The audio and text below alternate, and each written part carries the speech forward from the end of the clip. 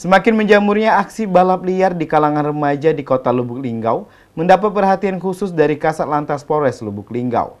AKP Gunawan menghimbau kepada remaja untuk menyalurkan aksi melalui lintasan dan berharap pemerintah dapat mengagendakan event-event untuk mengurangi aksi balap liar. Maraknya balap liar belakangan ini membuat resah bagi masyarakat. Balap liar selain mengganggu juga sangat berbahaya dan dapat memakan korban, baik bagi pelaku dan juga bagi para pengguna jalan. Kasat Lantas Polres Lubuk Linggau AKP Gunawan menyampaikan, kita mengambil dari sisi positifnya dengan adanya trek lintasan balap ini dapat dimanfaatkan daripada anak-anak remaja balap liar di jalanan. Kembali dirinya menyampaikan harapan ke depan semoga pemerintah Kota Lubuk Linggau dapat menjadwalkan kegiatan-kegiatan balapan menjadi agenda tahunan, agar anak muda ada memiliki wadah untuk menuangkan kemampuan mereka, dan tidak menuangkan kemampuan mereka di jalanan atau balap liar.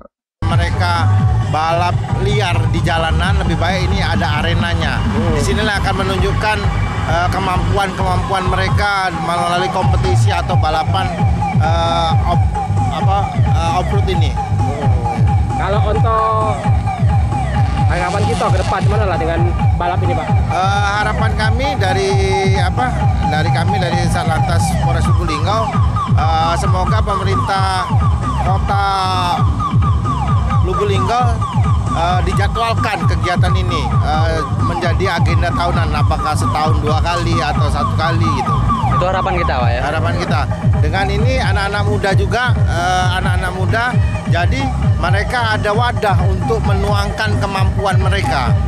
Jadi tidak menuangkan di jalanan, jadi untuk mengurangi laka lantas yang ada di Kota Lubuk Linggau. Oke. Betul, Pak? Oke. Ifalwal Barodi, Silampari TV melaporkan.